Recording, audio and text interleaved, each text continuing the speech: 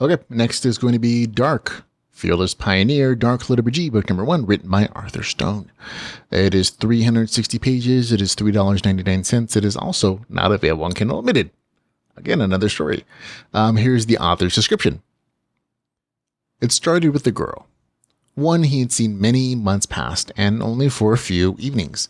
Her father, as it turned out, was a barbaric maniac, straight out of the foulest dungeons of the Middle Ages. Decades in the 21st century, the madness seemed terribly out of place. Yet, he was also a powerful mogul, and determined to turn the life of every man who had ever been romantically involved with his daughter into a particular variant of hell, only made possible by the latest VR technology. All 17 of his girl's former lovers who would suffer in virtual reality until they snapped. The torturers had considered every possibility and taken every measure to assure their success.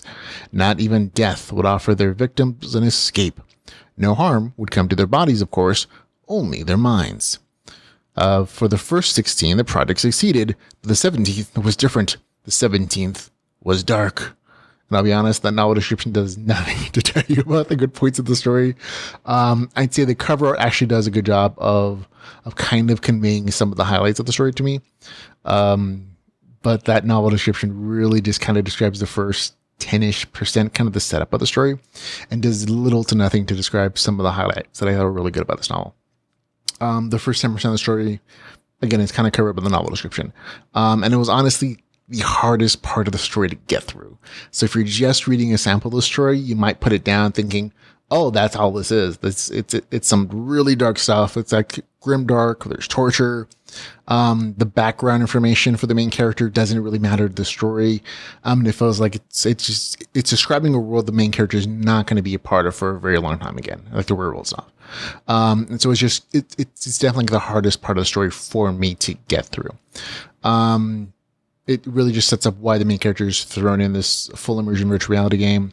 And again, it's kind of this dark section of like legitimately like disturbing descriptions of torture, convoluted setup, and a background that doesn't really matter. So, but after that section, the novel again loses most of the grimdark stuff. There is no more torture, but it makes this really interesting twist.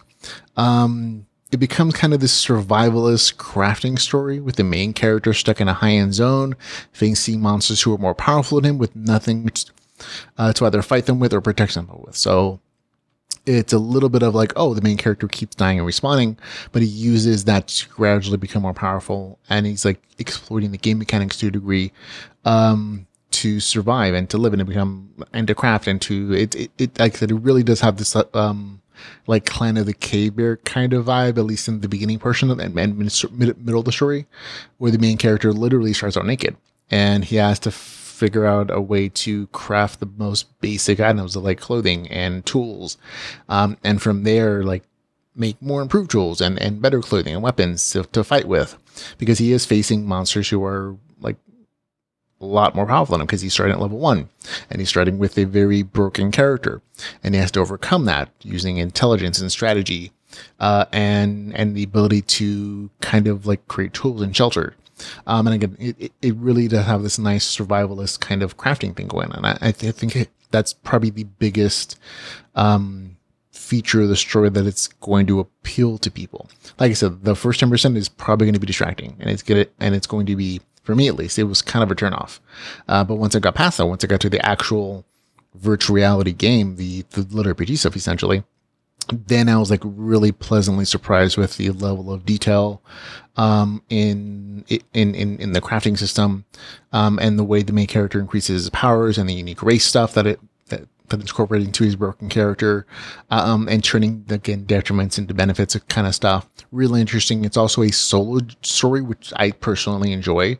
When there's like 30 different main characters or secondary characters, it always gets a little confusing to me. So the fact that this is really just focusing on one person and their solo kind of journey here was really nice for me, at least. I like that kind of stuff. The RPG stuff, again, there's lots of it here, including skill increases, levels going up with the progression system.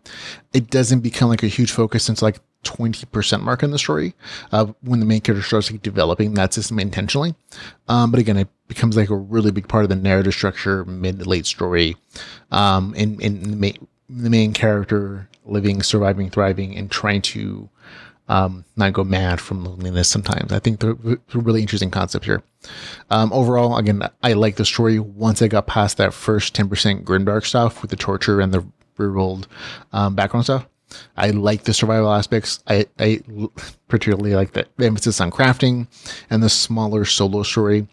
But the story overall is kind of slice of life, and that if that's a turnout for you, maybe this isn't for you. But if you're okay with that, and you like Arthur Stone, like if you read Arthur Stone's work before, he does quite a number of LitRPG series and some other stuff that's kind of game LitRPG adjacent. And all of his stories are kind of like this. So they're very slice of life. They're very interesting, and they do combat well, and they do other like game mechanic aspects well. But again, they're always very pretty slice of life. So if you like those other stories from the author, you're probably going to like that particular aspect of it. But for me, the big highlights again were crafting, solo journey, and like this like survival aspects. I really do like compare it to like Clan of the Cabers and that kind of tone. Like obviously it's not Clan of the Cabers or like that survival stuff, but the survival actually exists. And I appreciate it. So like the cover art really does kind of give you a clue as to kind of the tone of the story. So I appreciate it. I had a good time with it. It's the score is 7.6 out of 10 for me. Dark Fearless Pioneer LitRPG book number 1 gets a score of 7.6 out of 10.